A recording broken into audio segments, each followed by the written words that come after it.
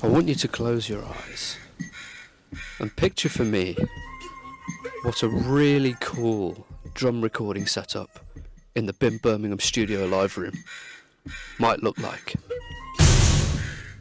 It's not going to look as cool as we do right now, but here's our best attempt anyway. For you.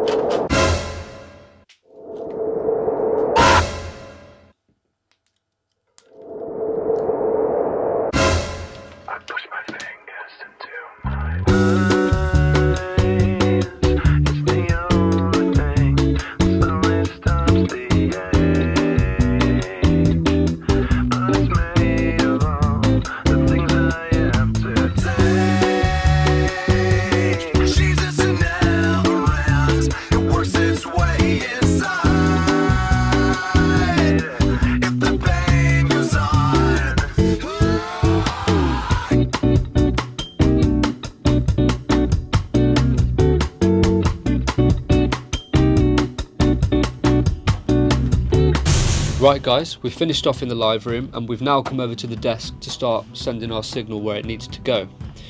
You will notice that we've put a piece of dip just underneath all the channel strips, and we've used this to label each channel strip so that we know which drum or which microphone is going through which channel.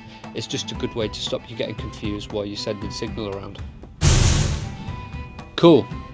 So now our channel strips are labelled. We're going to come to the top section of the desk and you will notice that some of the meters have got signal going through them, but only on this little meter. So we're going to press meter flip on all of the channels to send the signal through properly. Next up, we need to make sure that our condenser microphones are receiving phantom power. To do that, you need to press the red button on each channel strip that says 48 volts. Only do this if it's going to a condenser microphone. The next thing we're going to do is start to gain stage. So we can already see that there's signal coming through, but some of it might need just a little bit extra.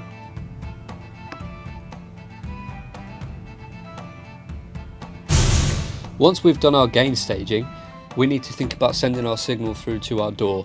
To do that, you're going to need to look at this bus routing section. It starts on channel 13. To send it to channel 13, you'll need to press 1 and then shift it so that it sends to 13.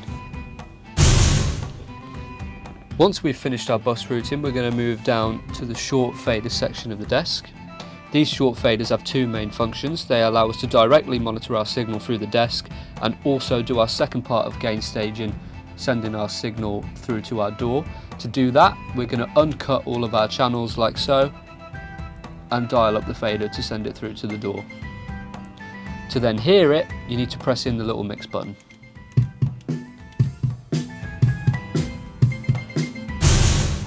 Just above our short fader section on the desk, you can find an EQ section and also a headphone send section. For more information on headphone sends, please follow this link. Finally, we come to the long fader section of the desk. This allows you to adjust the volume in the control room without adjusting what's being printed in your DAW.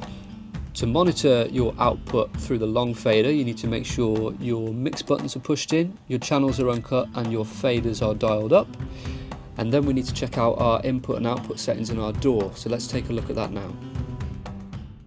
Don't forget to dial up the master dial and fader in the middle section of the desk. So the first thing we need to do once we finish with the desk is go into our system preferences and sound settings in our computer and make sure that we've got the Avid HDX card selected for both our input and our output. We then need to open up our DAW of choice. I've chosen Logic and we're going to change our inputs and outputs on the tracks that we've created. So we'll need 9 tracks starting on channel 13. But depending on which side of the desk you've started on, you might want to be on channel 1. So if we press enter here, you can see all of our tracks in the track section there. It's a good idea to label your tracks so you know what signal is going through what track. If you haven't done so already, make sure all of your tracks are record enabled and input monitoring enabled. There you go guys, after following all the steps you are good to start recording. Remember, if you're still stuck, you can always come and speak to us on the Tech Hub and we'll do our best to help you out. Thanks very much for watching.